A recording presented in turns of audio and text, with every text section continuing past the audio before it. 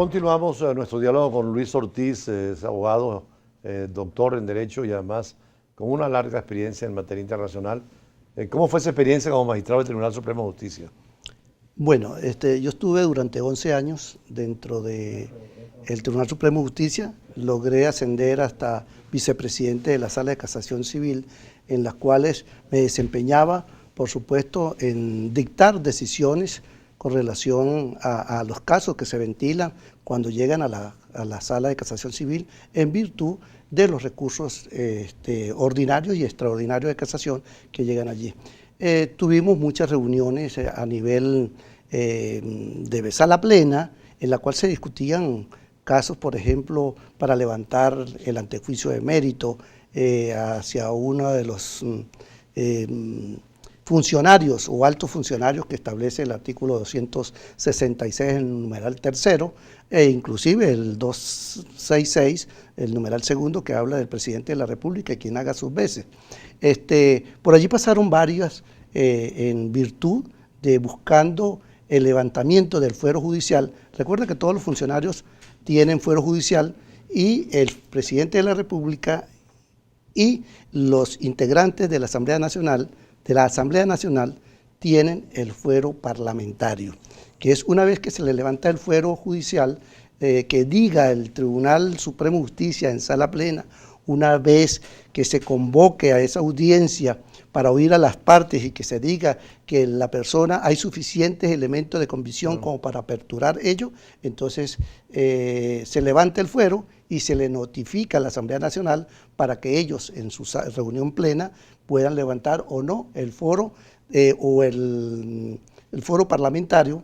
Y aquí hay casos como por ejemplo el caso de Carlos Andrés Pérez, en 2 oportunidades, en las cuales en una fue condenado y en otra no pudo porque no lograron los votos necesarios para levantarle el fuero parlamentario. ¿Cómo garantizar esa independencia que deben tener los jueces? Usted que ha visto varios tribunales de justicia de América Latina. Qué buena esa pregunta.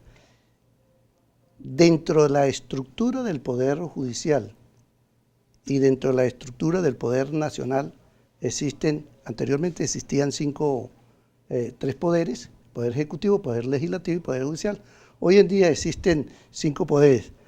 Un poder adicional, que sería el Poder Ciudadano, que está integrado por 3 instituciones: Contraloría General de la República, Ministerio Público, y ahí hay unos que dicen por ahí el defensor del puesto. No es el defensor del puesto, sino el defensor del pueblo, pero que en realidad no hace la actividad que le corresponde cuando se desbocan los funcionarios de la administración pública. Sin embargo, dentro de esta independencia que hoy no la tiene el Poder Judicial, los jueces trabajan amañados, es decir, amarrados, no tienen aquella independencia de la probidad, la independencia, aquello que dice la Constitución: solo usted se debe a la Constitución, a las leyes y a su conciencia de lo que haya visto dentro del acervo probatorio, de lo alegado y probado dentro de una audiencia oral y pública. Hoy en día, para tomar una decisión, primero consultan, pero hay algo que es más delicado aún, que es que el Ministerio Público, que siendo el titular de la acción penal, quisiera mandar más que los jueces, y los jueces tienen el iura novi curia. Es solo yo como juez es el que dicto la sentencia y yo como juez es el que califico.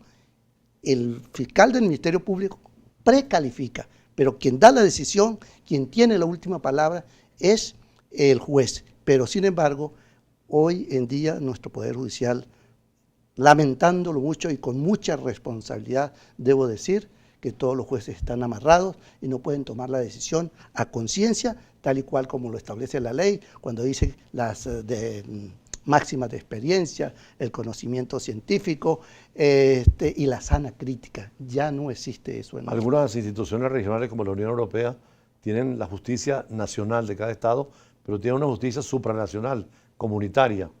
Los africanos están tratando de crear un tribunal africano más allá de los tribunales nacionales. ¿Valdría la pena en América Latina tener un tribunal supranacional que pudiera inclusive revertir el juicio de los tribunales nacionales cuando hay corrupción.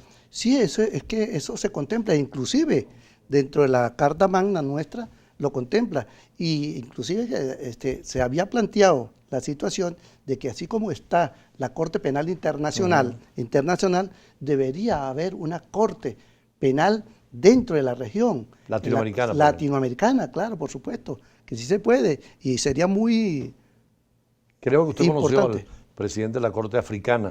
Sí, En sí, algunos claro. eventos internacionales ellos están proponiendo una Corte Penal africana complementaria completamente de la Corte Penal de la Haya, que es nacional, universal, pero esta sería regional.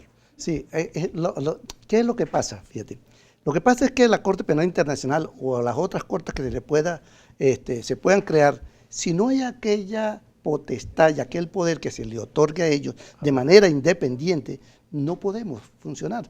La Corte Penal Internacional, para nosotros en el Estado venezolano, es subsidiaria, porque el artículo 29 de la Constitución habla de manera clara, precisa y concisa cuando dice los tribunales ordinarios son los competentes para conocer los delitos de lesa humanidad, crímenes de guerra, genocidio y delitos de agresión. Entonces, no tiene esa potestad.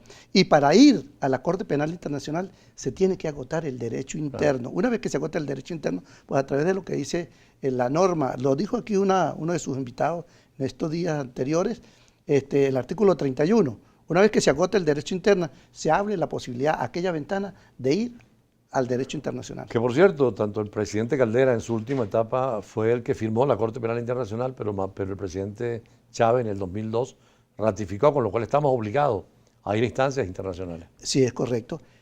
Si bien es cierto que el Estatuto de Roma fue creado y surgió por primera vez en 1998, no es sino en el 1 de julio del 2002, cuando entra en vigencia y que tiene la potestad del conocimiento y juzgamiento de estos 4 poderes que establece el Estatuto de Roma. Entonces, ¿usted cree que sí hay situación de erosión del derecho en Venezuela, de los derechos humanos? Con el informe que presentó la Alta Comisionada de Derechos Humanos, hay tela para cortar. Y hay mucha responsabilidad por parte de los entes del Estado, que pueden ser juzgados y llevados a altas instancias internacionales, como en este caso la Corte Penal Internacional. Bueno, doctor Ortiz, siempre a la orden cuando quiera conversar sobre estos temas. Es un invitado para el tema jurídico y sobre todo el derecho penal internacional, que es tan interesante como nueva disciplina.